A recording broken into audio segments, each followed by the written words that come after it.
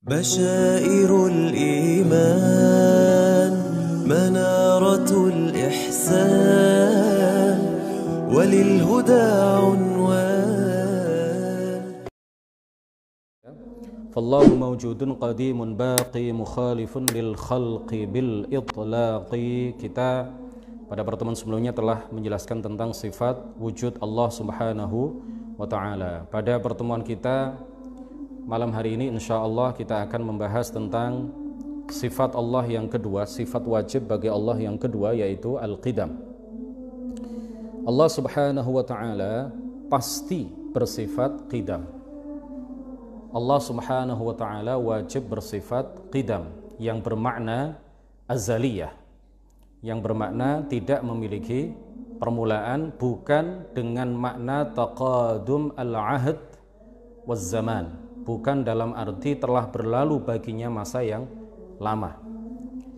Jadi kata al-qidam itu bisa bermakna dua. Yang pertama adalah bimakna al-azaliyah, tidak memiliki permulaan.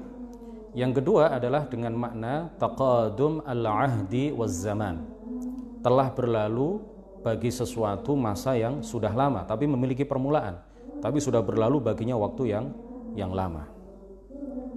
Jadi lafadz al-qadim dan lafadz al-azali itu kalau dinisbatkan kepada Allah, maka artinya adalah tidak ada permulaan baginya. Tidak ada permulaan bagi Allah Subhanahu wa Ta'ala. Sedangkan apabila lafadz al-qadim, lafal al-qadim dan juga lafal al-azali itu disandarkan kepada makhluk, maka memiliki makna taqadama alaihi az-zaman, telah berlalu bagi sesuatu ini, bagi makhluk ini masa yang lama. Di dalam Al-Quran Allah Subhanahu wa Ta'ala berfirman, hatta 'ada kal 'urjunil qadim, sehingga setelah bulan itu sampai ke tahapan yang paling akhir, kembalilah dia sebagai bentuk tandan yang tua, sebagai bentuk tandan yang tua. Artinya apa? Berlalu baginya masa yang lama. Kemudian Al-Fairuz Zabadi di dalam Al-Qamusul Muhyidd beliau mengatakan al-haramani bina'ani azaliyani bi Misra. Al-haramani, dua piramida itu adalah bangunan tua di Mesir, bangunan tua, ya, azaliyani, bangunan tua artinya telah berlalu padanya masa yang lama. Jadi kata al-qadim dan al-azali sekali lagi jika dinisbatkan kepada Allah, maka artinya adalah bahwa Allah tidak memiliki permulaan. Dan jika disandarkan kepada makhluk, maka memiliki makna taqadumul ahdi waz zaman, telah berlalu baginya sesuatu yang lama atau masa yang lama. Dalil naqli atas sifat qidam ini adalah firman Allah Subhanahu wa Ta'ala di dalam surat Al-Hadid ayat 4, huwal awwalu, hanya Allah yang tidak memiliki permulaan. Hanya Allah yang tidak memiliki permulaan. Jadi kalau ada mubtada berupa dhamir, kemudian ada khabar yang ma'rifah, maka uslub seperti ini yufid al-hasr, memiliki makna hanya. Jadi tidak cukup kita mengartikan ayat ini dengan makna dia yang tidak memiliki permulaan, tetapi harus ada hasr, bahwa hanya dia yang tidak memiliki permulaan. Huwal awwalu, hanya dialah yang tidak memiliki permulaan. Kemudian di dalam sebuah hadis riwayat Imam Muslim, di dalam hadis yang panjang, Rasulullah Shallallahu Alaihi Wasallam di dalam penggalan hadis itu mengatakan, Allahumma antal awwalu falaysa qablaka syai'.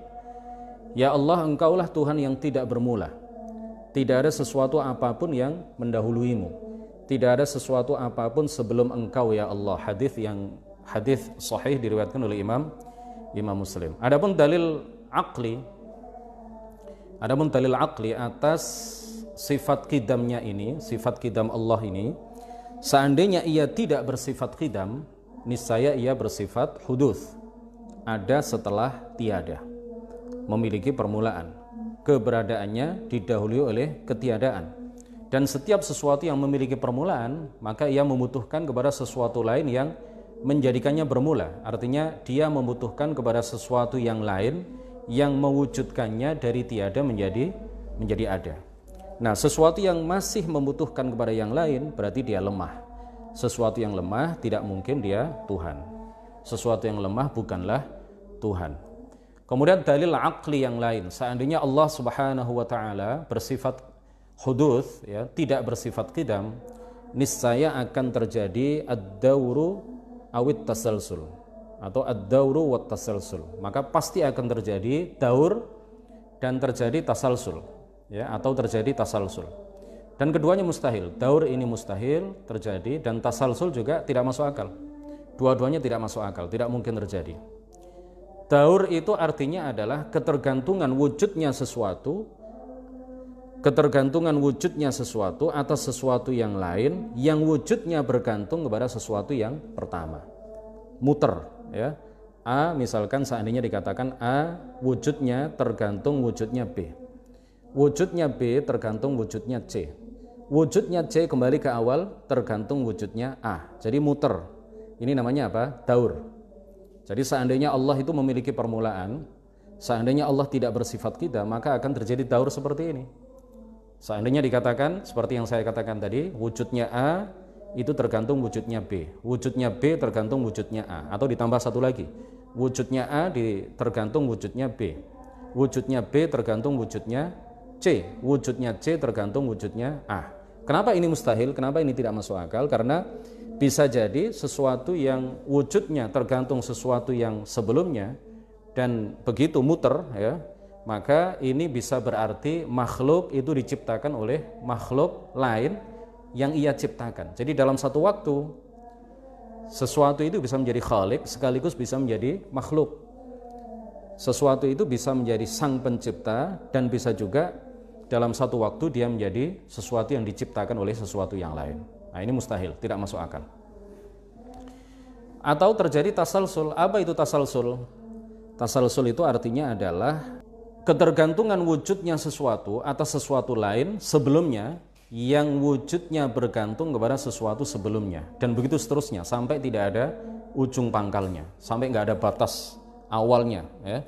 Sesuatu tergantung, ya, sesuatu itu tergantung wujudnya pada sesuatu sebelumnya, dan wujudnya sesuatu sebelumnya ini tergantung pada wujudnya sesuatu yang sebelumnya, dan begitu seterusnya sampai tidak ada ujungnya. Nah, ini namanya tasalsul. Jadi kalau seperti ini sama dengan apabila seseorang mengatakan, wahai fulan, misalkan ada seseorang yang mengatakan kepada orang lain, wahai fulan, aku tidak memberimu sesuatu sebelum aku memberikan kepadamu sesuatu itu sebelumnya. Aku tidak akan memberikan kepada kamu uang, ya, sehingga saya memberimu uang sebelumnya. Dan saya tidak akan memberimu uang sebelumnya sebelum aku memberimu uang sebelumnya lagi. Dan begitu seterusnya sampai tidak ada batas awalnya. Nah, kalau seperti ini berarti uang yang dijanjikan itu tidak akan terjadi serah terimanya. Karena wujudnya uang, karena serah terima, ya, terjadinya serah terima uang itu kepada si fulan itu tergantung serah terima uang sebelumnya. Dan serah terima uang sebelumnya itu tergantung wujudnya pada serah terima uang sebelumnya lagi.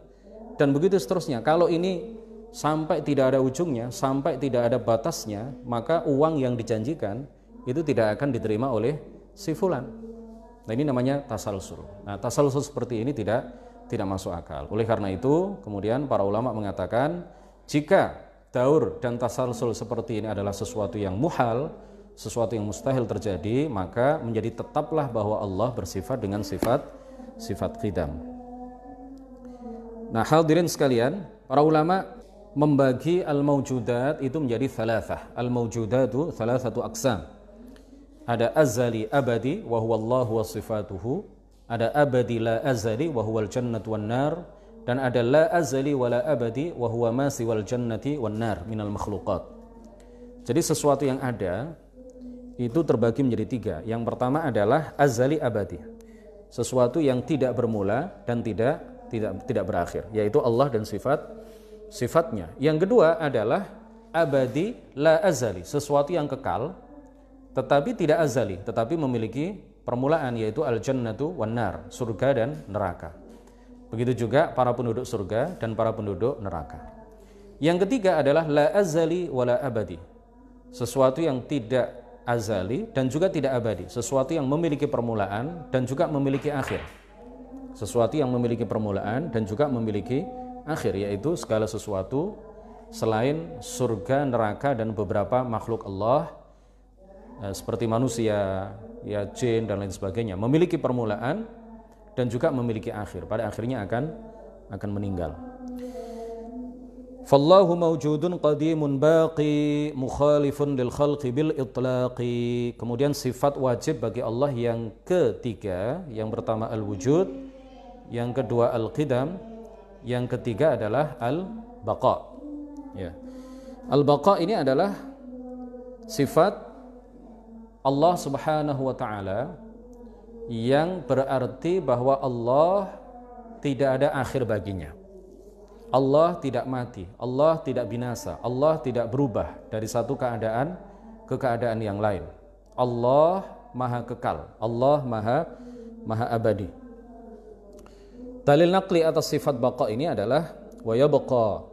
Firman Allah Subhanahu wa taala di dalam surat Ar-Rahman ayat 27, wa yabqa wajhu rabbika dzul jalali wal ikram. Wa yabqa wajhu rabbika dzul jalali wal ikram, dan tetap ya kekal zat Tuhanmu yang mempunyai kebesaran derajat dan kemuliaan. Juga firman Allah Subhanahu wa taala, kullu syai'in halikun illa wajhah. Tiap-tiap sesuatu pasti binasa kecuali zat Allah Subhanahu wa taala. Atau menurut Al-Imam Al-Bukhari menegaskan di dalam kitab Sahih Al-Bukhari bahwa yang dimaksud dengan wajhah beliau takwil dengan makna ai illa mulkah. Segala sesuatu akan punah kecuali mulkah, kecuali kekuasaan, sifat kekuasaan Allah Subhanahu wa taala. Jadi wajah di sini bukan berarti wajah ya. Di masa lalu ada musyabbih yang bernama Bayan bin Sam'an. Bayan bin Sam'an ini adalah seseorang yang para pengikutnya itu disebut al-bayaniyah. Ya, salah satu sekte di dalam firqah musyabbihah. Salah satu aliran di dalam golongan al-musyabbihah, yaitu orang-orang yang menyerupakan, menyamakan Allah dengan makhluk. Juga mujassimah, ya, salah satu sekte di dalam golongan mujassimah. Mujassimah itu artinya golongan yang menjisimkan Allah, meyakini bahwa Allah itu adalah benda yang memiliki anggota-anggota badan. Nah, Bayan bin Sam'an ini orang yang hafid Al-Quran, orang yang hafal Al-Quran. Tetapi Allah Subhanahu wa taala menghinakan dia dengan akidah yang sesat. Makanya kemudian dia dikafirkan oleh para ulama. Apa yang dia katakan? Dia mengatakan bahwa berdasarkan ayat kullu syai'in halikun illa wajhah, dia mengatakan bahwa segala sesuatu akan punah. Allah itu adalah termasuk sesuatu, maka Allah juga akan punah. Illa wajhah, kecuali muka Allah Subhanahu wa ta'ala. Jadi dia meyakini bahwa Allah punya tangan, dia meyakini bahwa Allah punya telapak kaki dan seterusnya.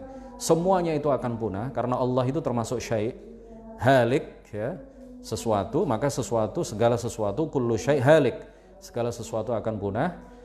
Allah itu sesuatu, maka dia juga akan punah dalam keyakinan dia. Illa wajhah, kecuali wajah atau muka Allah Subhanahu wa ta'ala. Ini Bayan bin Sam'an, hafid Al-Quran 30 juz, mulai dari awal sampai akhir, tetapi memiliki akidah yang sesat seperti ini. Dikafirkan oleh para ulama ketika itu. Kemudian di dalam hadis disebutkan, di dalam hadis riwayat At-Tirmidzi dan lainnya dari sahabat Abu Hurairah, bahwa di antara al-asma al-husna adalah al-qayyum, al-baqi, al-warith, al-akhir. Semuanya artinya sama. Al-qayyum, al-baqi, al-warith, al-akhir, artinya semuanya bahwa Allah maha kekal dan tidak ada akhir bagi keberadaannya. Ini adalah dalil dari hadis bahwa Allah Subhanahu wa taala bersifat dengan sifat baqa. Jadi Allah Subhanahu wa taala adalah satu-satunya al-baqi yang mustahil baginya kepunahan.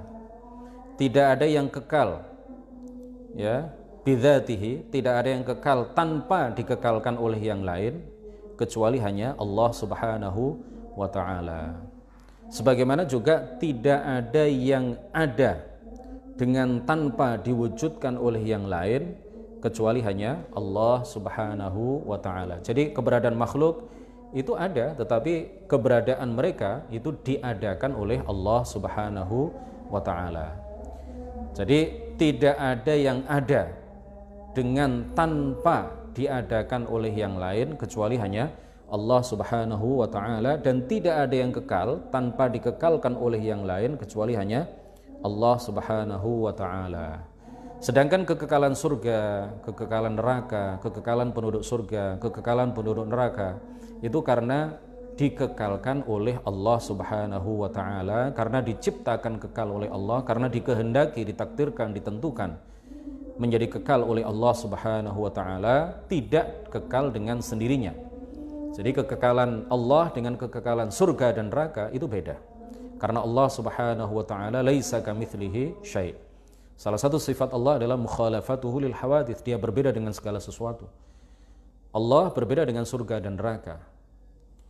Allah kekal tanpa dikekalkan oleh yang lain, sedangkan surga dan neraka kekal karena dikehendaki kekal oleh Allah Subhanahu wa ta'ala. Adapun secara akal, karena keduanya adalah makhluk, maka mungkin saja keduanya punah, mungkin saja keduanya berakhir, tetapi karena keduanya sudah dikekalkan, dikehendaki kekal oleh Allah Subhanahu wa ta'ala, maka keduanya menjadi kekal.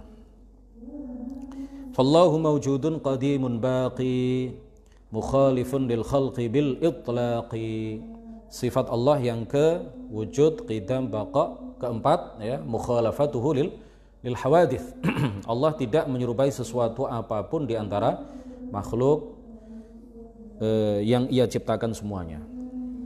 Tidak ada persamaan sama sekali, baik dari satu segi maupun dari beberapa segi maupun dari semua segi. Tidak ada persamaan sama sekali antara Allah dengan seluruh makhluk. Kalau antara satu makhluk dengan makhluk yang lain itu masih ada titik-titik persamaannya dan ada titik-titik perbedaannya. Ada segi-segi persamaannya dan ada segi-segi perbedaannya antara satu makhluk dengan makhluk yang lain. Tetapi kalau antara Allah dengan makhluk itu sama sekali tidak ada persamaan sama sekali. Sama sekali berbeda total antara Allah dengan seluruh makhluk yang ia ciptakan.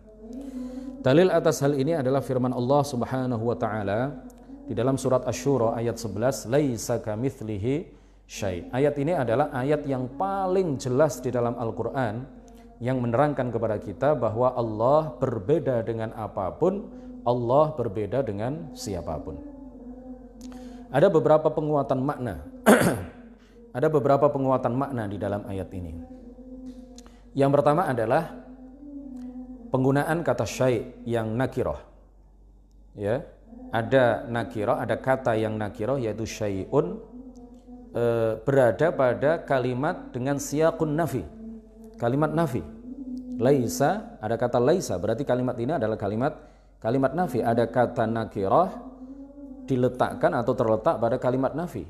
Para ulama mengatakan bahwa jika ada sebuah kata yang nakirah berada pada kalimat nafi, maka kata nakirah itu tufidul umuma wasyumul, memiliki makna menyeluruh. Artinya apa? Laisa kamitslihi syai'un, laisa ora ono iku kamitslihi kaya dene Allah apa syai'un suwiji-wiji, segala sesuatu. Tidak ada sesuatu apapun yang serupa dengan Allah Subhanahu wa ta'ala. Apapun, tidak ada pengecualian. Apapun. Ya. Jadi syai' di sini adalah mencakup segala sesuatu selain Allah Subhanahu wa ta'ala. Kemudian penguatan makna yang kedua selain itu adalah Allah Subhanahu wa ta'ala menggunakan kata menggunakan dua kata dalam satu rangkaian, padahal dua kata ini maknanya sama. Yaitu apa? Ka dengan mithal.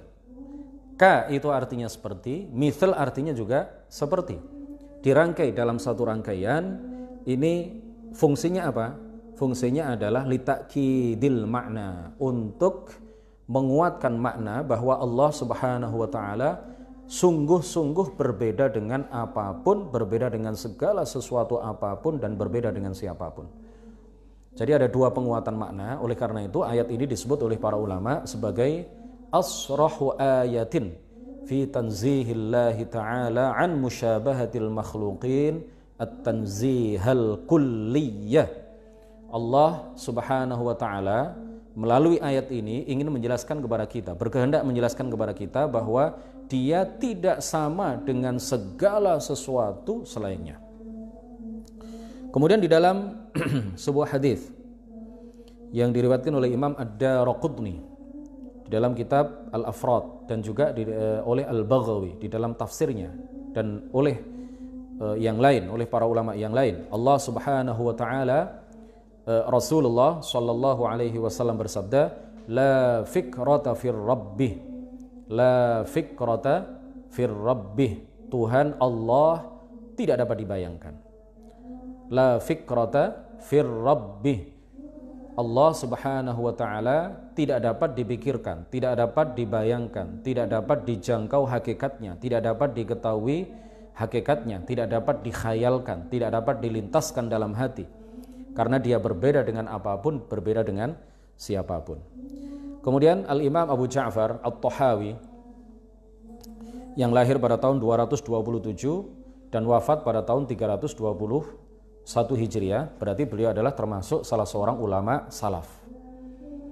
Jadi orang-orang Wahabi mengklaim diri mereka sebagai ulama salaf, tetapi akidah mereka sungguh berbeda dengan akidah yang diyakini dan diajarkan oleh para ulama salaf. Kita perhatikan salah seorang ulama salaf yang bernama Al-Imam Abu Ja'far At-Tahawi memiliki sebuah karya yang sangat terkenal sekali, yang kemudian terkenal dengan istilah, karya beliau itu terkenal dengan judul Al-Aqidah At-Tahawiyah.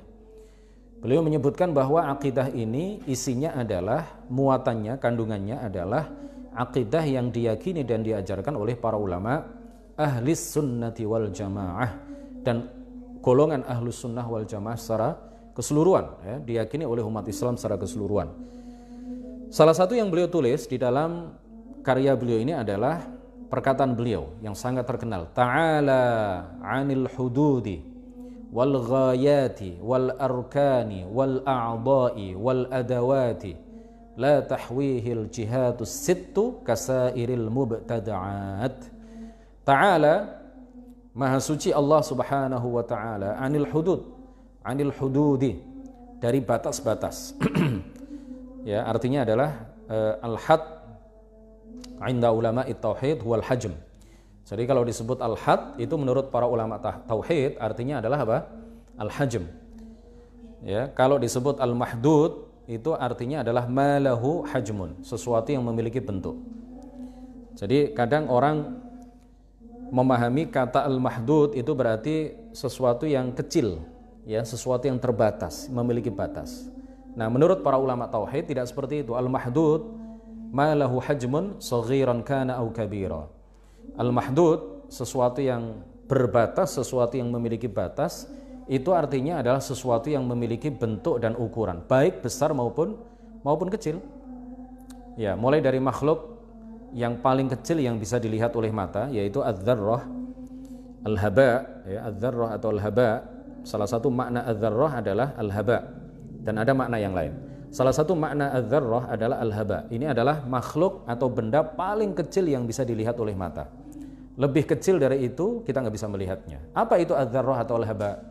Adz-dzarrah atau al-haba itu adalah sesuatu yang terlihat dalam cahaya matahari ketika masuk rumah kita melalui ventilasi udara, melalui jendela, melalui lubang yang ada di rumah kita. Nah, itu sesuatu yang kecil seperti debu yang terlihat di cahaya matahari ketika masuk ruangan kita melalui jendela. Itu namanya apa? Dalam bahasa Arab al-haba, atau dikatakan juga adz-dzarrah. Itu adalah sesuatu yang paling kecil yang bisa dilihat oleh mata. Lebih kecil dari itu kita nggak bisa melihatnya tanpa alat, ya. Kita butuh alat untuk melihat sesuatu yang lebih kecil dari itu. Nah, ini sesuatu yang paling kecil yang bisa dilihat oleh mata, ini mahdud, lahu haddun.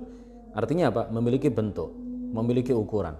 Kemudian juga arsy, makhluk Allah yang paling besar bentuknya, ya, yang letaknya di atas surga, dan surga itu letaknya di atas langit yang ketujuh, dan arsy itu adalah atapnya surga, wa saqfuha arsyur rahman. Dan arsy itu adalah atap dari surga, ya, dan akbaru makhluqatillahi hajman, tidak ada makhluk yang lebih besar daripada arsy. Arsy itu juga meskipun sangat besar bentuknya, itu juga memiliki batas. Jadi nggak mungkin tidak memiliki batas sampai tidak ada batasnya, ya. Sampai ke kanan nggak ada batasnya, sampai ke kiri nggak ada batasnya, itu nggak masuk akal. Jadi pasti ada batasnya. Sampai ke kanan batasnya sampai mana, ke kiri batasnya sampai mana, pasti memiliki batas. Ke atas juga memiliki batas, ke bawah memiliki batas, ke sana memiliki batas, ke sini juga memiliki batas. Tetapi batasnya besar, bentuknya besar, ukurannya besar. Tapi memiliki bentuk, memiliki ukuran. Nah, jadi perkataan Imam Abu Ja'far At-Tahawi, ta'ala 'anil hudud, artinya bahwa Allah Maha Suci dari memiliki bentuk. Allah Maha Suci dari memiliki ukuran. Allah tidak berbentuk sama sekali, Allah tidak berukuran sama sekali, baik kecil maupun besar. Adapun kalau kita mengucapkan Allahu Akbar, membaca takbir Allahu Akbar, ay Allahu Akbar min kulli kabirin qadran la hajman. Artinya Allah Subhanahu wa taala maha besar derajatnya, bukan bentuk dan ukurannya. Ay Allahu Akbaru min kulli kabirin qadran la hajman. Allah maha besar derajatnya, bukan bentuk dan ukurannya. Wal ghayat, Allah Subhanahu wa taala maha suci dari batas akhir. Artinya Allah tidak berbatas sama sekali. Allah tidak berukuran sama sekali. Allah tidak berbentuk sama sekali. Wal arkan, dan sisi-sisi, ya, sisi kanan, sisi kiri, sisi depan, sisi belakang, Allah maha suci dari itu. Wal a'dha, Allah maha suci dari anggota-anggota badan besar, seperti kaki, tangan.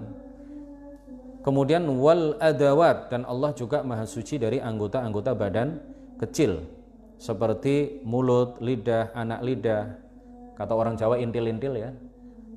Kemudian hidung, telinga, dan lain sebagainya. Allah maha suci dari anggota badan besar, dan Allah juga maha suci dari anggota badan kecil. Dan beliau melanjutkan, At-Tahawi melanjutkan, la tahwihil jihatus sittu kasairil mubtada'at, dan dia tidak diliputi oleh 6 arah penjuru, atas, bawah, kanan, kiri, depan ataupun belakang, kasairil mubtada'at, sebagaimana makhluk-makhluk yang ia ciptakan itu diliputi oleh 6 arah penjuru. Makanya makhluk itu ada yang di atas, ada yang di bawah, ada yang di kanan, ada yang di kiri, ada yang di depan, ada yang di belakang. Sedangkan Allah tidak seperti itu. Allah tidak berada di atas, tidak di bawah, tidak di kanan, kiri, depan ataupun belakang. Al-Imam Ahmad Ibnu Hanbal dan Al-Imam Dhunnun Al-Misri, beliau berdua mengatakan sebuah kaidah yang cespleng, ya, di dalam pembahasan ini, sebuah kaidah yang bisa kita pedomani, bahwa Allah Subhanahu wa taala itu tidak bisa dibayangkan, berbeda dengan apapun, berbeda dengan siapapun, baik dari satu segi maupun dari semua segi. Beliau berdua mengatakan apa? Mahma tasawwarta bibalik fallahu bi khilafi dzalik. Mahma tasawwarta bibalik fallahu bi khilafi dzalik, atau fallahu la yushbihu dzalik. Apapun yang engkau bayangkan, maka Allah Subhanahu wa taala berbeda dengan apa yang kamu bayangkan. Apapun yang kamu khayalkan, apapun yang kamu pikirkan, maka Allah berbeda dengan apa yang kamu khayalkan dan berbeda dengan apa yang kamu pikirkan. Karena memang Allah nggak bisa dipikirkan. Hakikatnya tidak ada yang mengetahuinya kecuali hanya Allah Subhanahu wa ta'ala. Sedangkan dalil aqli atau sifat mukhalafatuhu lil hawadith, seandainya Allah serupa dengan sesuatu dari makhluknya, berarti ia, ya, jaiz atau mungkin saja berlaku baginya hal-hal yang jaiz bagi seluruh makhluk, yang berupa sifat berubah, berkembang, tidak kuasa, lemah, sehat, sakit, dan lain sebagainya. Jadi kalau seandainya Allah serupa dengan salah satu dari makhluk, seandainya Allah serupa sama dengan salah satu dari makhluk, maka akan mungkin berlaku bagi Allah sesuatu yang berlaku bagi makhluk tersebut. Ya, apa saja, misalkan, ya, sifat-sifat lemah yang ada pada makhluk itu mungkin saja berlaku bagi Allah Subhanahu wa taala kalau seandainya Allah serupa dengan sesuatu dari makhluk Allah Subhanahu wa taala. Dan seandainya mungkin berlaku baginya hal-hal tersebut, niscaya ia membutuhkan kepada sesuatu yang lain yang mengubahnya dari satu keadaan ke keadaan yang lain. Jadi kalau mungkin saja berlaku bagi Allah sesuatu yang berlaku bagi makhluk, sehat, sakit, tua, muda, lemah, kuasa, maka Allah akan membutuhkan kepada sesuatu yang lain yang menciptakan Allah dan merubah Allah dari satu keadaan ke keadaan yang lain, dan ini mustahil. Seandainya Allah membutuhkan kepada yang lain, berarti Allah lemah, dan sesuatu yang lemah tidak mungkin menjadi Tuhan.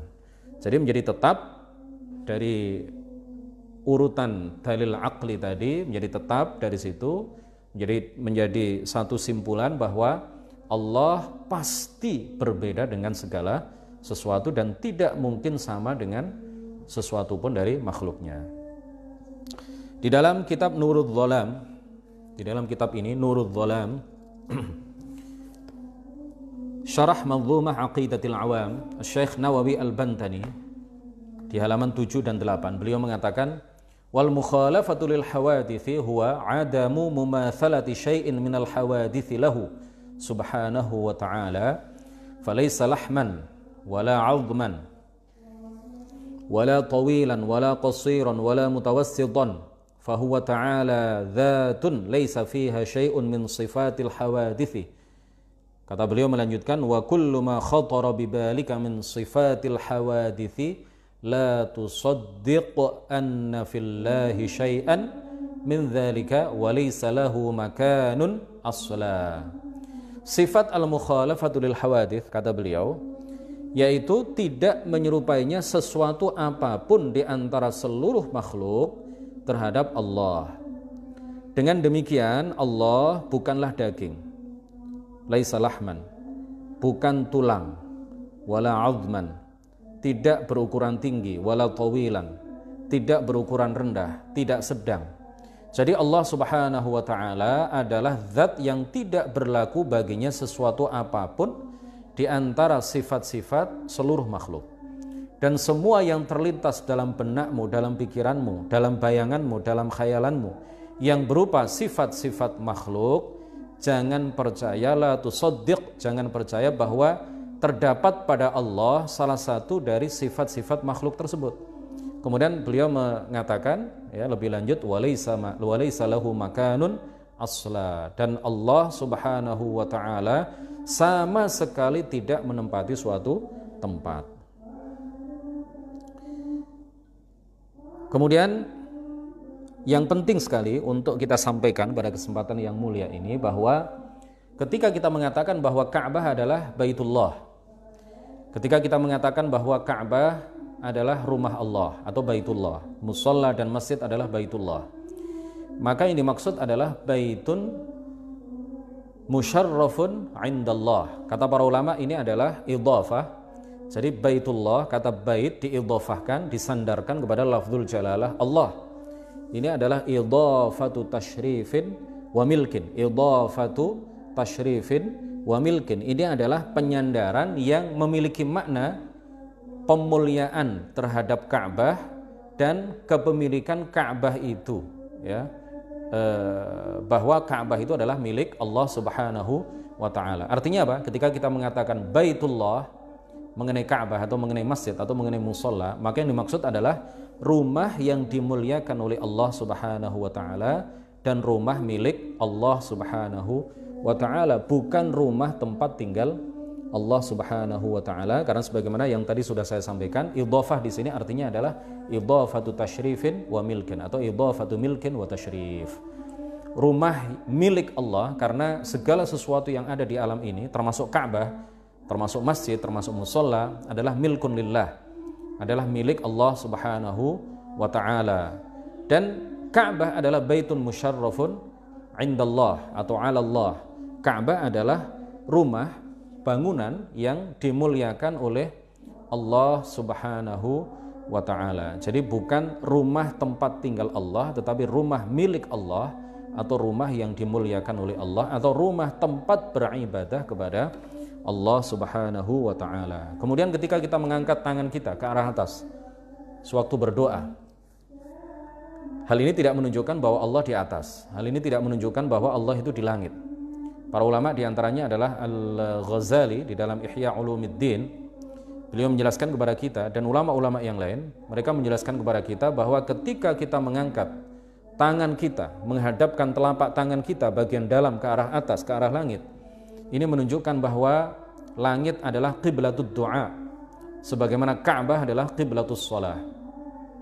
Kenapa langit adalah kiblat berdoa? Karena langit adalah mahbitur rahmat wal barakat dan maskanul malaikah. Karena langit itu adalah tempat turunnya rahmat dan barakah. Hujan turun dari langit, ya. Kata para ulama, hujan turun dari langit. Artinya langit adalah mahbitur rahmati wal barakat, tempat turunnya rahmat dan barakah. Begitu juga langit adalah maskanul malaikah. Jadi langit adalah tempat yang mulia, tempat tinggal para malaikat. Oleh karena itu, langit dijadikan oleh Allah Subhanahu wa taala qiblatan lid-du'a, kiblat kita di dalam bermohon kepada Allah, di dalam berdoa kepada Allah Subhanahu wa taala, sebagaimana Allah menjadikan Ka'bah sebagai bangunan yang mulia, sebagai bangunan yang utama, ya, sebagai bangunan yang dimuliakan oleh Allah Subhanahu wa taala. Allah menjadikannya sebagai qiblatan lis-shalah, sebagai kiblat salat.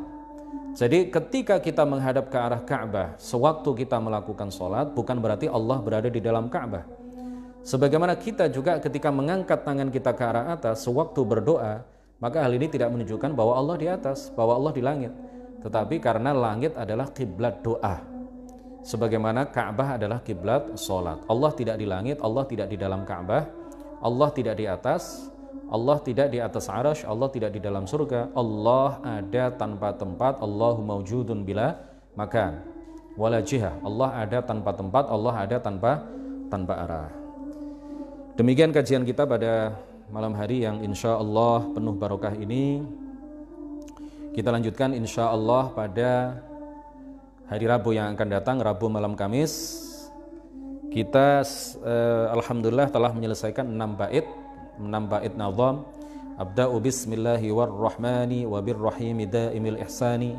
Yang pertama, yang kedua, falhamdulillahil qadimil awwali wal akhiril baqi bila tahawuli. Yang ketiga, thumma assalatu wassalamu sarmada ala nabiyyi khairi man qad wahhada. Yang keempat, wa alihi wa sahbihi wa man tabi' sabila dinil haqqi ghaira mubtadi'. Yang kelima, wa ba'du fa'lam biwujubil ma'rifah min wajimin lillahi 'ashrina sifah. Yang keenam, kita selesaikan alhamdulillah pada malam hari ini, fallahu mawjudun qadimun baqi mukhalifun lil khalqi bil itlaqi.